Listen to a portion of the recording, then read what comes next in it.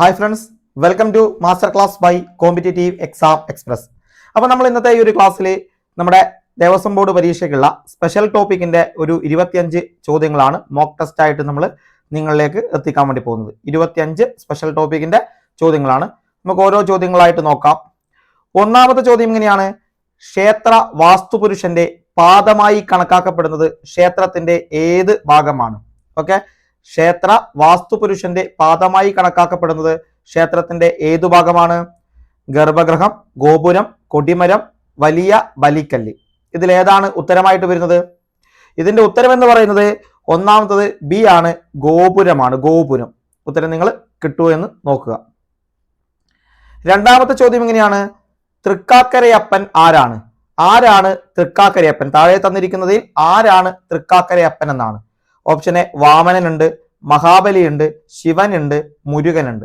ഇതിൽ ആരാണ് തൃക്കാക്കരയപ്പൻ എന്ന് പറയുന്നത്? ഉത്തരം കിട്ടിയെന്ന് കരുതുന്നു. ഓപ്ഷൻ എ വാമനനാണ്. Option A Vamanan. അടുത്ത മൂന്നാമത്തെ ചോദ്യത്തിലേക്ക് കടക്കുമ്പോൾ ഇങ്ങനെയാണ്: തിരുവിതാംകൂറിൽ 1936 ക്ഷേത്രപ്രവേശന വിളംബരം നടത്തിയ ഭരണാധികാരി ആരാണ്? തിരുവിതാംകൂറിൽ 1936 ക്ഷേത്രപ്രവേശന വിളംബരം നടത്തിയ ഭരണാധികാരി മാർത്താണ്ഡവർമ്മ, സ്വാതി തിരുനാൾ, കാർത്തിക തിരുനാൾ രാമവർമ്മ, ചിത്തിര തിരുനാൾ ബാലരാമവർമ്മ. ആരാണ് ക്ഷേത്രപ്രവേശന വിളംബരം നടത്തിയത്? Option D Chithira Thirunal ബാലരാമവർമ്മയാണ്. ചിത്തിര തിരുനാൾ ബാലരാമവർമ്മ. നാലാമത്തെ ചോദ്യം എങ്ങനെയാണ്: ആദികാവ്യം എന്ന് പ്രസിദ്ധമായ കൃതി ഏതാണ്? ആദികാവ്യം എന്ന് പ്രസിദ്ധമായ കൃതി. Option A Valmiki Ramayanam, Mahabharatam, Raghuvamsham, Rigveda. ഏതാണ് ആദികാവ്യം എന്ന് പ്രസിദ്ധമായത്? ഓപ്ഷൻ എ വാൽമീകി രാമായണമാണ്. Option A Valmiki Ramayanam. അഞ്ചാമത്തെ ചോദ്യം: കൃഷ്ണനാട്ടം ഏത് ഗ്രന്ഥത്തെ ആധാരമാക്കിയുള്ള കലാരൂപമാണ്? കൃഷ്ണനാട്ടം ഏത് ഗ്രന്ഥത്തെ ആധാരമാക്കിയുള്ള കലാരൂപമാണ്? ഗീതാഗോവിന്ദം, കൃഷ്ണഗാഥ, ഭഗവത്ഗീത, കൃഷ്ണഗീതി. ഏതാണ് കൃഷ്ണനാട്ടം ആധാരമാക്കിയിട്ടുള്ളത്? ഓപ്ഷൻ ഡി കൃഷ്ണഗീതിയാണ്. ഓപ്ഷൻ ഡി കൃഷ്ണഗീതിയാണ് എന്ന് മനസ്സിലാക്കുക. ആറാമത്തെ ചോദ്യം എങ്ങനെയാണ്: കൊച്ചിൻ ദേവസ്വം ബോർഡിന്റെ ആസ്ഥാനം എവിടെയാണ്? കൊച്ചിൻ ദേവസ്വം ബോർഡിന്റെ ആസ്ഥാനം എവിടെയാണ്? തൃശൂർ, എറണാകുളം, പാലക്കാട്, ഇരിങ്ങാലക്കുട. എവിടെയാണ് കൊച്ചിൻ ദേവസ്വം ബോർഡിന്റെ ആസ്ഥാനം? ഉത്തരം ഓപ്ഷൻ എ തൃശൂരാണ് കൊച്ചിൻ ദേവസ്വം ബോർഡിന്റെ ആസ്ഥാനം വരുന്നത്. കൊച്ചിൻ ദേവസ്വം ബോർഡിന്റെ ആസ്ഥാനം തൃശൂരാണ് എന്ന് മനസ്സിലാക്കുക. ഏഴാമത്തെ ചോദ്യം: സംഗീതവുമായി ബന്ധപ്പെട്ട വേദം ഏതാണ്? സംഗീതവുമായി ബന്ധപ്പെട്ട വേദം ഏതാണെന്നാണ്. ഋഗ്വേദം, യജുർവേദം, സാമവേദം, അഥർവവേദം. ഏതാണ് സംഗീതവുമായി ബന്ധപ്പെട്ട വേദം? സംഗീതവുമായി ബന്ധപ്പെട്ടത് സാമവേദമാണ്. ഓപ്ഷൻ സി സാമവേദം. എട്ടാമത്തെ ഒരു ചോദ്യം എങ്ങനെയാണ്: ചേന്നാസ് നാരായണൻ രചിച്ച തന്ത്രഗ്രന്ഥം ഏതാണ്? താഴെ തന്നിരിക്കുന്നവയിൽ ഏതാണ് ചേന്നാസ് നാരായണൻ രചിച്ച തന്ത്രഗ്രന്ഥം എന്ന് പറയുന്നത്? ഒന്ന് പുടയൂർ ഭാഷ, തന്ത്ര സമുച്ചയം, കുഴിക്കാട്ടു പച്ച, തന്ത്ര വാർത്തികം.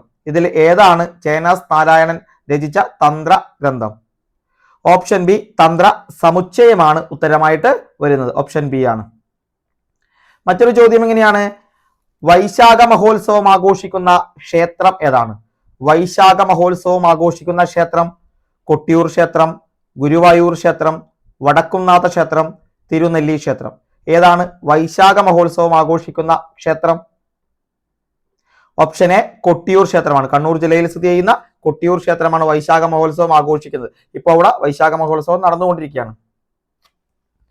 പത്താമത്തെ ചോദ്യം എങ്ങനെയാണ്: തന്ത്ര സമുച്ചയം 2 വാല്യങ്ങളാക്കിയ ആദ്യ പത്രാധിപർ ആരാണ്? തന്ത്ര സമുച്ചയം 2 വാല്യങ്ങളാക്കിയ ആദ്യ പത്രാധിപർ V Govindan Namboothiri, doctor T Ganapathi Sastri, Kuppuswamy Sastri, doctor N P Unni. ആരാണ് തന്ത്ര സമുച്ചയം 2 വാല്യങ്ങളാക്കിയ പത്രാധിപർ? Option B doctor T Ganapathi ശാസ്ത്രിയാണ്.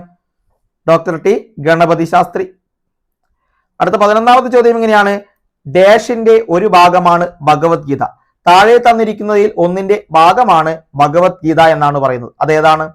മഹാഭാരതത്തിലെ ഭീഷ്മപർവം, മഹാഭാരതത്തിലെ ആദിപർവം, മഹാഭാരതത്തിലെ വനപർവം, മഹാഭാരതത്തിലെ ഉദ്യോഗപർവം. ഇതിലേതാണ് ഏതിന്റെ ഭാഗമായിട്ടാണ് ഭഗവത്ഗീത വരുന്നത്?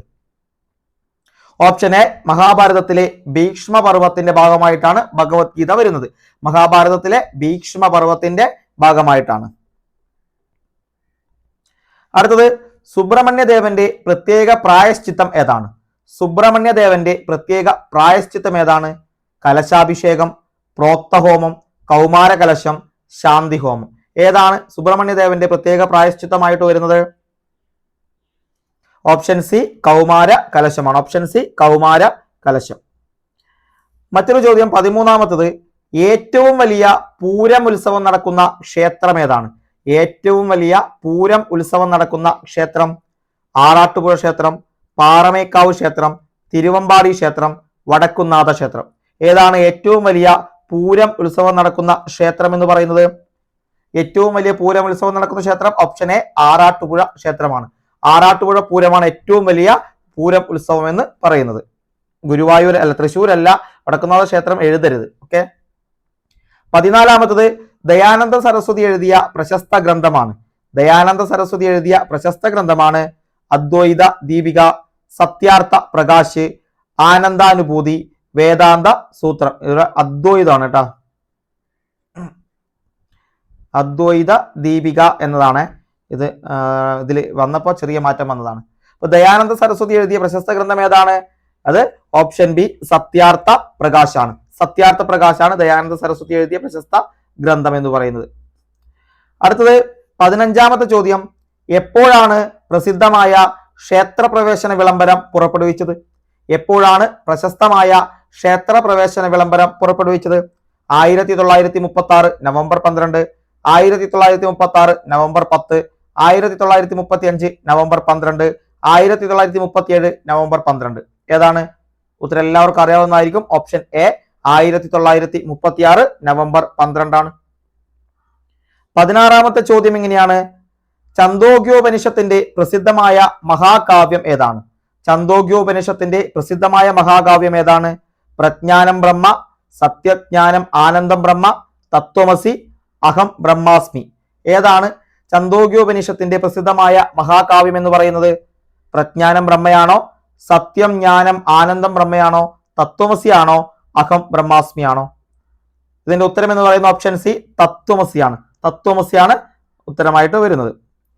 17ാമത്തെ ചോദ്യം, വേദാംഗ നിരുക്തിയെ വേദങ്ങളുടെ ഡാഷ് ആയി കണക്കാക്കപ്പെടുന്നു. ഇവിടെ ഡാഷ് ഉണ്ട്, വിട്ടുപോയതാണ്. വേദാംഗ നിരുക്തിയെ വേദങ്ങളുടെ ഡാഷ് ആയിട്ടാണ് കണക്കാക്കുന്നത്. എന്തായിട്ടാണ് വേദാംഗ നിരുക്തിയെ കണക്കാക്കുന്നത്? ഓപ്ഷൻ കാലുകളുണ്ട്, കൈകളുണ്ട്, ചെവികളുണ്ട്, കണ്ണുകളുണ്ട്. ഇങ്ങനെയാണ് വരുന്നത്. ഇതിൽ ഏത് ആണ് വേദാംഗ നിരുക്തിയെ വേദങ്ങളുടെ എന്തായി കണക്കാക്കുന്നു? ഓപ്ഷൻ സി ചെവികളായിട്ടാണ് കണക്കാക്കുന്നത്. വേദാംഗ നിരുക്തിയെ വേദങ്ങളുടെ ചെവികളായിട്ടാണ് കണക്കാക്കുന്നത്. ഓക്കെ. 18ാമത്തെ ചോദ്യം, മലബാർ ദേവസ്വം ബോർഡ് സ്ഥാപിതമായ വർഷം ഏതാണ്? മലബാർ ദേവസ്വം ബോർഡ് സ്ഥാപിതമായ വർഷം ഏതാണ്? Option A 2008, 2006, 1950, 2009. ഏതാണ് മലബാർ ദേവസ്വം ബോർഡ് സ്ഥാപിതമായത്? ഓപ്ഷൻ എ 2008 ആണ്. Option A 2008. 19ാമത്തെ മറ്റൊരു ചോദ്യമാണ്, തിരുവഞ്ചിറ ജലാശയത്തിന്റെ നടുവിലുള്ള ക്ഷേത്രം ഏതാണ്? തിരുവഞ്ചിറ ജലാശയത്തിന്റെ നടുവിലുള്ള ക്ഷേത്രം? തിരുവൈരാണിക്കുളം ക്ഷേത്രം, വള്ളിക്കാവ് ക്ഷേത്രം, കൊട്ടിയൂർ ക്ഷേത്രം, ഉളിയന്നൂർ മഹാദേവ ക്ഷേത്രം. അപ്പൊ ഈ തന്നിരിക്കുന്നതിൽ ഏത് ക്ഷേത്രമാണ് തിരുവഞ്ചിറ ജലാശയത്തിന്റെ നടുവിലുള്ളതെന്നാണ്? ഓപ്ഷൻ സി കൊട്ടിയൂർ ക്ഷേത്രമാണ് ഉത്തരമായിട്ട് വരുന്നത്. ഓപ്ഷൻ സി കൊട്ടിയൂർ ക്ഷേത്രം. മറ്റൊന്ന്, ഗരൻ ചിദംബരത്തു നിന്ന് കൊണ്ടുവന്ന 3 ലിംഗങ്ങളിൽ ഒന്ന് പ്രതിഷ്ഠിച്ചെന്ന് വിശ്വസിക്കുന്ന ക്ഷേത്രം ഏതാണ്? ഗരൻ ചിദംബരത്തു നിന്ന് കൊണ്ടുവന്ന 3 ലിംഗങ്ങളിൽ ഒന്ന് പ്രതിഷ്ഠിച്ചെന്ന് വിശ്വസിക്കുന്ന ക്ഷേത്രം? ഏറ്റുമാനൂർ മഹാദേവ ക്ഷേത്രം, പൂർണ്ണത്രയീശ ക്ഷേത്രം, വടക്കുന്നാഥ ക്ഷേത്രം, തിരുവാർപ്പ് ക്ഷേത്രം. ഏതാണ് ഇതിന്റെ ഉത്തരമായിട്ട് വരുന്നത്? ഓപ്ഷൻ എ ഏറ്റുമാനൂർ മഹാദേവ ക്ഷേത്രമാണ്. ഏറ്റുമാനൂർ മഹാദേവ ക്ഷേത്രം. 21ാമത്തെ ചോദ്യം ഇങ്ങനെയാണ്, ഏത് ഗ്രന്ഥത്തെ ആധാരമാക്കിയാണ് കൃഷ്ണനാട്ടം അവതരിപ്പിക്കുന്നത്? ഏത് ഗ്രന്ഥത്തെ ആധാരമാക്കിയാണ് കൃഷ്ണനാട്ടം അവതരിപ്പിക്കുന്നത്? Option A Bhagavad Gita, B Krishnageethi, C Bhagavatam, D Vishnu Puranam. നമ്മൾ ഓൾറെഡി ഈ ഒരു ചോദ്യം ഡിസ്കസ് ചെയ്തതാണ്. ഇത് ഏറ്റവും മുകളിലായിട്ട് നമ്മൾ നോക്കിയതാണ്. ഏതാണ് വരുന്നത്? ഓപ്ഷൻ ബി കൃഷ്ണഗീതിയാണ്. Option B Krishnageethi. അടുത്ത 22ാമത്തെ ചോദ്യം ഇങ്ങനെയാണ്: അമ്പലങ്ങളിൽ നടക്കൽ നിന്ന് ദേവനെ സ്തുതിച്ചു പാടുന്ന പാട്ട് ഏതാണ്? അമ്പലങ്ങളിൽ നടക്കൽ നിന്ന് ദേവനെ സ്തുതിച്ചു പാടുന്ന പാട്ട് കർണാടക സംഗീതം, സോപാന സംഗീതം, ബാവുൽ സംഗീതം, കഥകളി സംഗീതം. ഏത് സംഗീതമാണ് അല്ലെങ്കിൽ ഏത് പാട്ടാണ് അമ്പലങ്ങളിൽ നടക്കൽ നിന്ന് ദേവനെ സ്തുതിച്ചു പാടുന്നത്? കിട്ടിയോ? ഓപ്ഷൻ ബി സോപാന സംഗീതമാണ്. ഓപ്ഷൻ ബി സോപാന സംഗീതം. 23ാമത്തെ ചോദ്യം ഇങ്ങനെയാണ്: അഞ്ചാമത്തെ വേദമായി അറിയപ്പെടുന്ന ഗ്രന്ഥം ഏതാണ്? അഞ്ചാമത്തെ വേദമായി അറിയപ്പെടുന്ന ഗ്രന്ഥം ചോദിച്ചാൽ ഋഗ്വേദമുണ്ട്, സാമവേദമുണ്ട്, യജുർവേദമുണ്ട്, മഹാഭാരതമുണ്ട്. വളരെ എളുപ്പത്തിൽ തന്നെ അറിയാവുന്ന ഒരാൾക്ക് കണ്ടെത്താൻ പറ്റും. ഏതാണ് അഞ്ചാമത്തെ വേദം? മഹാഭാരതമാണ് അഞ്ചാമത്തെ വേദമായി പരിഗണിക്കപ്പെടുന്നത്. അഞ്ചാമത്തെ വേദമായി അറിയപ്പെടുന്നത് മഹാഭാരതം. 24ാമത്തെ ചോദ്യം എങ്ങനെയാണ്: മാമാങ്കവുമായി ബന്ധപ്പെട്ട പ്രസിദ്ധമായ ക്ഷേത്രം ഏതാണ്? മാമാങ്കവുമായി ബന്ധപ്പെട്ട പ്രസിദ്ധമായ ക്ഷേത്രം ചോദിച്ചാൽ ഓപ്ഷൻ എ നാവാമുകുന്ദ ക്ഷേത്രം, തിരുനെല്ലി ക്ഷേത്രം, തിരുമാന്താംകുന്ന് ഭഗവതി ക്ഷേത്രം, തിരുമിറ്റക്കോട് ക്ഷേത്രം. നാവാമുകുന്ദ ക്ഷേത്രം, തിരുനെല്ലി ക്ഷേത്രം, തിരുമാന്താംകുന്ന് ഭഗവതി ക്ഷേത്രം, തിരുമിറ്റക്കോട് ക്ഷേത്രം. ഇതിലേതാണ് മാമാങ്കവുമായി ബന്ധപ്പെട്ട ക്ഷേത്രം എന്ന് ചോദിച്ചാൽ നാവാമുകുന്ദ ക്ഷേത്രമാണ് ഇതിന്റെ ഉത്തരമായിട്ട് വരുന്നത്. നാവാമുകുന്ദ ക്ഷേത്രം തിരൂര് സ്ഥിതി ചെയ്യുന്നതാണ്. തിരുനാവായയിൽ സ്ഥിതി ചെയ്യുന്ന ഒരു ക്ഷേത്രമാണ്. തിരൂരിനടുത്തുള്ള തിരുനാവായയിലാണ് ഏത് നമ്മുടെ ഭാരതപ്പുഴയുടെ തീരത്തായിട്ടാണ് നാവാമുകുന്ദ ക്ഷേത്രം സ്ഥിതി ചെയ്യുന്നത്. അടുത്ത 25ാമത്തെ ചോദ്യം ഇങ്ങനെയാണ്: മുപ്പെട്ടു ചൊവ്വാഴ്ച ചാന്താട്ടം നടക്കുന്ന ക്ഷേത്രം ഏതാണ്? മുപ്പെട്ടു ചൊവ്വാഴ്ച ചാന്താട്ടം നടക്കുന്ന ക്ഷേത്രം കൊടിക്കാട്ടുകാവ്, കൊട്ടിയൂർ, കൊങ്ങന്നൂർ ഭഗവതി ക്ഷേത്രം, തിരുമാന്താംകുന്ന് ഭഗവതി ക്ഷേത്രം. ഈ തന്നിരിക്കുന്ന ക്ഷേത്രങ്ങളിൽ ഏതാണ് മുപ്പെട്ടു ചൊവ്വാഴ്ച ചാന്താട്ടം നടക്കുന്ന ക്ഷേത്രം? അത് ഓപ്ഷൻ ഏതാണ്? നിങ്ങൾ പറയൂ. ഉത്തരം ഓപ്ഷൻ ഡി തിരുമാന്താംകുന്ന് ഭഗവതി ക്ഷേത്രമാണ്. തിരുമാന്താംകുന്ന് ഭഗവതി ക്ഷേത്രം. അപ്പൊ നിങ്ങളോട് ഒരു ചോദ്യം ചോദിക്കുകയാണ്. നിങ്ങൾ ഈ ഒരു ചോദ്യത്തിന്റെ ഉത്തരം കമന്റ് ബോക്സിൽ രേഖപ്പെടുത്തുക. ഒന്ന്, നിങ്ങൾക്ക് ടോട്ടലായിട്ട് എത്ര മാർക്ക് കിട്ടി, 25ൽ നിങ്ങൾക്ക് എത്ര മാർക്ക് കിട്ടി എന്നാണ് ചോദിക്കണം. അതിന്റെ ഉത്തരം കമന്റായി രേഖപ്പെടുത്തുക. അതുപോലെ തിരുമാന്താംകുന്ന് ഭഗവതി ക്ഷേത്രം ഏത് ജില്ലയിലാണ് സ്ഥിതി ചെയ്യുന്നത്? ഏത് ജില്ലയിലാണ് തിരുമാന്താംകുന്ന് ഭഗവതി ക്ഷേത്രം സ്ഥിതി ചെയ്യുന്നതെന്ന് കമന്റ് ചെയ്യുക. തിരുമാന്താംകുന്ന് ഭഗവതി ക്ഷേത്രം ഏത് ജില്ലയിലാണ് സ്ഥിതി ചെയ്യുന്നത്? ഓക്കെ. അപ്പോൾ നിങ്ങൾ കൃത്യമായിട്ട് തന്നെ പഠിക്കുക. നല്ല രീതിയിൽ തന്നെ സ്കോർ ഉയർത്താൻ വേണ്ടി ശ്രമിക്കുക. ഏറ്റവും മികച്ച ക്ലാസ്സുകൾ ഓരോ ദിവസവും നമ്മൾ 25 ചോദ്യങ്ങളുമായിട്ട് നിങ്ങളുടെ മുന്നിലേക്ക് വരുന്നുണ്ട്. അതെല്ലാം പ്രതീക്ഷിതമായ ചോദ്യങ്ങളാണ്. അതുകൊണ്ട് തന്നെ കൃത്യമായി ഈ ഒരു ചാനൽ ഫോളോ ചെയ്യാൻ വേണ്ടി ശ്രമിക്കുക. ഓക്കെ. അപ്പോൾ മറ്റൊരു നല്ല വീഡിയോയുമായി നമുക്ക് വീണ്ടും കാണാം. വീഡിയോ ഇഷ്ടപ്പെട്ടെങ്കിൽ ലൈക്ക് ചെയ്ത് സപ്പോർട്ട് ചെയ്ത് കൂടെ നിൽക്കുക. നിങ്ങൾക്ക് അഭിപ്രായങ്ങളൊക്കെ കമന്റ് ബോക്സിൽ രേഖപ്പെടുത്താവുന്നതാണ്. ഓക്കെ. അപ്പോൾ മറ്റൊരു നല്ല വീഡിയോയുമായി നമുക്ക് വീണ്ടും കാണാം. ബൈ.